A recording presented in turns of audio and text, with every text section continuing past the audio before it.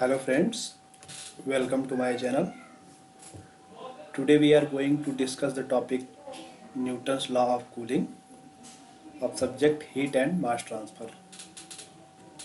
Let's go ahead and see the statement.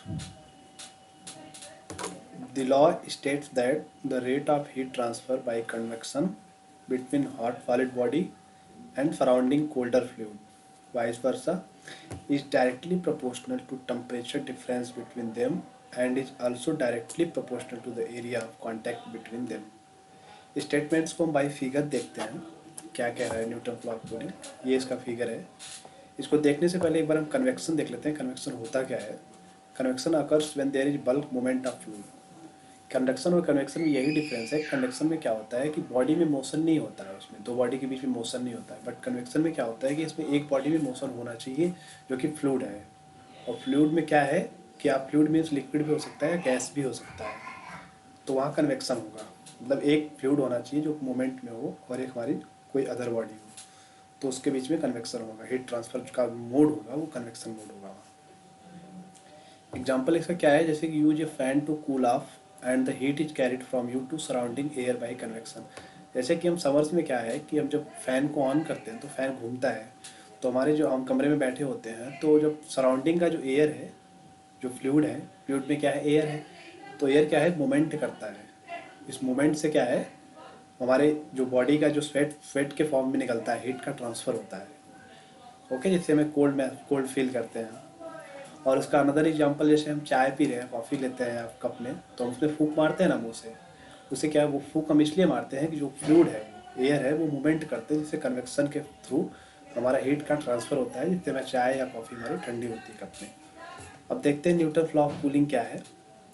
एक हमारी hot plate है जिसका टेम्परेचर TW है, और हमारा सराउंडिंग फ्लूइड है जो कि एयर है, उसका टेम्परेचर T इनफाइनाइट है। और सिंपल सी बात है, अगर हॉट प्लेट है तो उसका टेम्परेचर सराउंडिंग का कोल्ड फ्लूइड से ज़्यादा ही होगा। तो इससे क्या हो रहा है? क्यू कन्वेक्शन हो रहा है, कन्वेक्शन के थ्रू हीट ट्रांसफर हो रहा है। न्यूटन लॉ कूलिंग यही बताया है, क्यू जो है डायरेक्टली प्रोपोर्शनल टू होता है TW माइनस टी इनफाइनाइट या टी इनफाइनाइट। मतलब क्या होता है कि ये जो आपका हॉट प्लेट का टेम्परेचर और कोल्ड फ्लूइड का टेम्परेचर का जो डिफरेंस होता है, इसके डायरेक्टली प्रोपोर्शनल होता है हीट ट्रांसफ़र और एक्सपोजर एरिया के। ये जो हमारी एरिया होती है जिससे हीट का ट्रांसफ़र हो रहा है, ओके, इसके डायरेक्टली प्रोपोर्शनल होता है। तो Q directly proportional to A under bracket TW minus T infinite. इसको इक्वल करते हैं जब तुम्हारे एक कांस्टेंट आता है एच, जो कि क्या है? Heat transfer coefficient. ये कोई मटेरियल की प्रॉपर्टी नहीं होती है। जैसे हमारा क्या हुआ है, कंडक्शन में क्या होता है, हमारा के जो है वो थर्मो प्रॉपर्टी ऑफ मटेरियल है, बट हमारा ये एच जो होता है, ये कन्वेक्टिव जो हीट ट्रांसफ़र कोफिशिएंट है, या तो इसको हम बोलते हैं कन्वेक्टिविटी हीट ट्रांसफ़र कोफिशिएंट।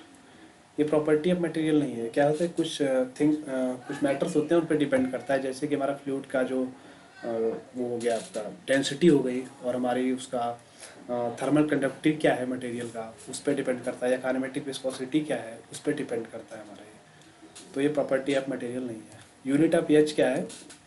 यहाँ से हमने देखा है इसको, Q H equal to Q upon A TW minus T infinite है। सिंपल सा एनर्जी का वाट होता है, और एरिया का मीटर स्क्वायर, डेल्टा टी क्या है? टेम्परेचर डिफरेंस है।